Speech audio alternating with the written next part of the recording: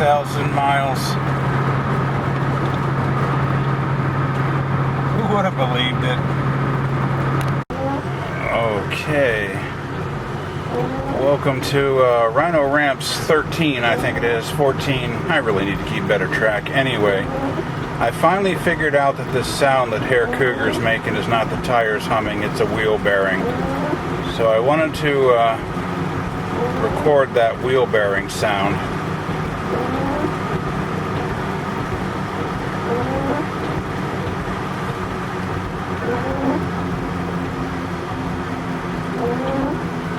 Yeah, I imagine that came through. Okay, so I got back from the auto parts store, got the parts I need. Again, I can't get over Minnesota nice. And this was a mystery to me when I was a teenager, so I thought I'd show it to you. Whenever you do this on one of these old style jacks, then it's set to lift the car. And whenever you do this, it's set to let it down. But it's kind of a funky thing. You gotta know like when to let go of it. Well, something new every day. Okay, I think we found the culprit. This one looks a lot more likely a candidate anyway. I pulled up the other one. There was zero play. Check left and right, up and down. This one didn't seem to have any play either, but listen to this. Yeah, I think that's our culprit right there. Yes, and I always put penetrating oil even on lug nuts. Car this age, everything. So, I think we found the problem. Half the battle, I suppose. Okay. Yeah, let's tow it this way. You got to get this cap off first, and you want to be as careful as you can getting that off. So, I started with this one, started prying it off. Then when the gap around got too large, I used this tool, this wrench, because it had a deeper grip and I could pull it out further, and you could just inch it around, you know, it spins, or at least it used to. And then there's a tiny little cap in there. You take out the cotter pin and then you take off the bolt. I put the channel locks away. I didn't have anything big enough for these channel locks. And then one of the tabs on that little tab in there was bent into the hole so it wouldn't come off. So I bent it out with this. It's important to have the right tool for the job. Then there's a bolt back there that you have to loosen this caliper so you can rotate it up and get this off. Now, that bolt wouldn't turn for anything. I got penetrating oil on it and I just had my foot and my weight on it and everything else. It just wouldn't turn. So I repacked it. Grease gun didn't work worth a crap. I had to do it by hand. And this is a little persuasion to get the cap back on. Gentle taps all around back on. So we're going to see how this is going to go. I honestly don't know. Okay, here's a little trick. Whenever you got to get these bolts on, you put this thing on here and then spin the wheel the opposite way you want the bolt to turn. For some reason this always reminds me of Canadian Railroad by Gordon Lightfoot, but that's probably just me. That can save one a lot of time. Okay, this is just a little bit interesting. This part of the game in Rhino Ramps International, I have to work outside in all weather, and can you guess where the tire, the base of the jack, the tool tray was?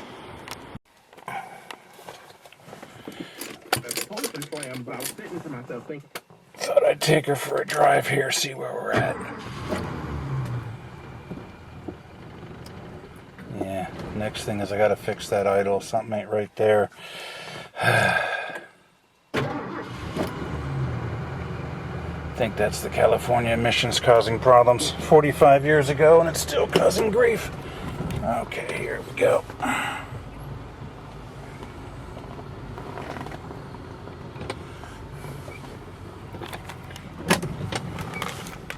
gotta find a better way to do this with the camera.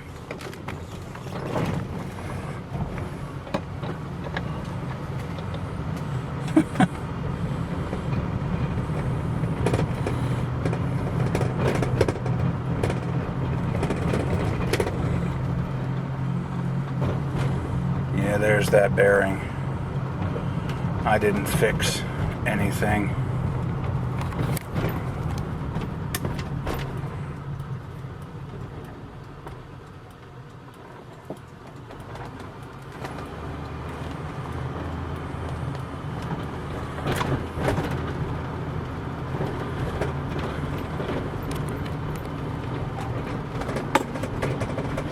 And nothing else, we get to document this construction, I guess. It's like a game of pole position here. I can't remember the music for that one, otherwise I'd hum it for you.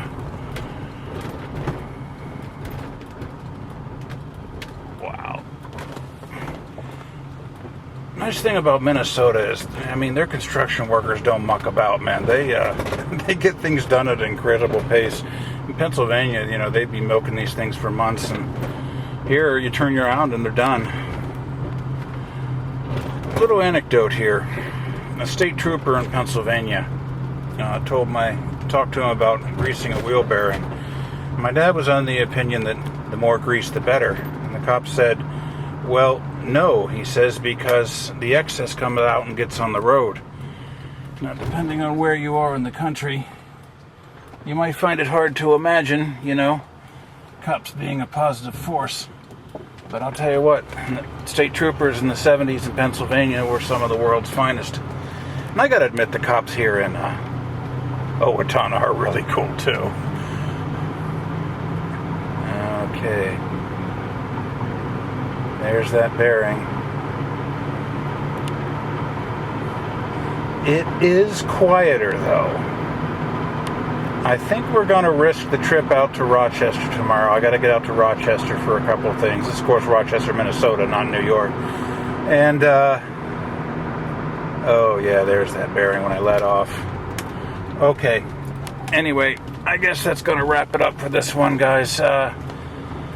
Marginal improvement, no success. I think I'm going to put a clarion call out to Jason. So, keep between the ditches, everyone, and that includes to me this time.